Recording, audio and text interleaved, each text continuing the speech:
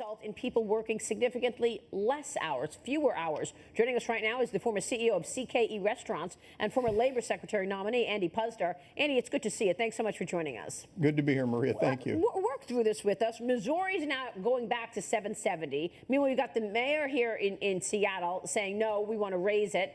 What do you think of the mayor's comments, and where are you on this issue as the debate is just raging? Well, it's been a bad couple of months to be a Fight for 15 supporter. They had a report out of the Harvard Business School that showed that in San Francisco, every dollar you raise the minimum wage resulted in a 4 to 10% increase in restaurant closure rates.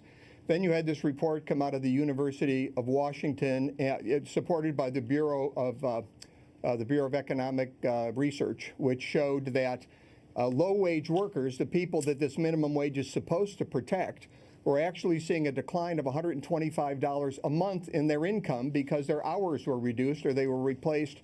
Automation would replace people or businesses didn't open, so incomes went down. Now, the mayor got a copy of that report, an advance copy from the University of Washington, which, by the way, the University of Washington is not a conservative think tank or a bastion of conservative economic policy.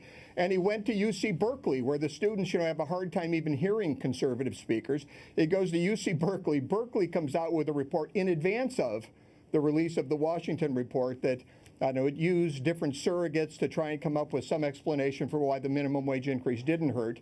Then the mayor, who's very invested in this minimum wage increase, goes on USA Today and starts talking about the great economy in Seattle and how Fortune 500 companies are moving there, completely missing the point. This is about low-wage workers who aren't going to work at these Fortune 500 corporate headquarters. So, it's totally over his head. He misses the whole point on this. Missouri gets it. Missouri is not like Seattle and San Francisco. They've got cities like St. Louis and Kansas City that are suffering. Seattle and San Francisco have all this tech business. So you go to St. Louis and Kansas City where people are losing jobs. You're in Missouri, and the governor looks at the research and says, you know what? This is going to hurt the very people that we're trying to help. We're losing business. Missouri's been great. They went to right to work. They're really making advances in the state. There's a group called the Show Me State Institute run by Brenda Talent that does a spectacular job there. But they're moving in the right direction. I think you'll see more of this, particularly in states that don't have these super strong, tech economies that they can try and live off of. Dagan? Andy, real quick, but will the unions ever give up this fight? Because we need to point out that the unions are behind the fight for 15 because it raises their negotiating base. And in many instances, the unions then get waivers. They hold this $15 minimum wage or thereabouts over the heads of municipalities. They get waivers, and then they use it as negotiating leverage with these companies saying, hey, we can give you a better deal on wages.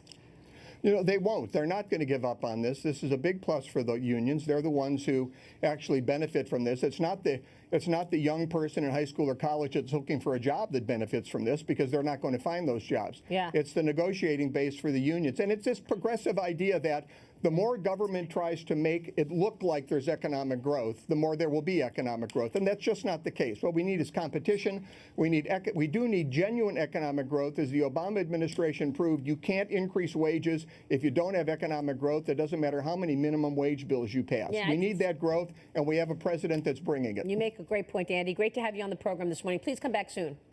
Glad to be here. Andy Thanks. Puzder joining us. We'll be right back. Final thoughts.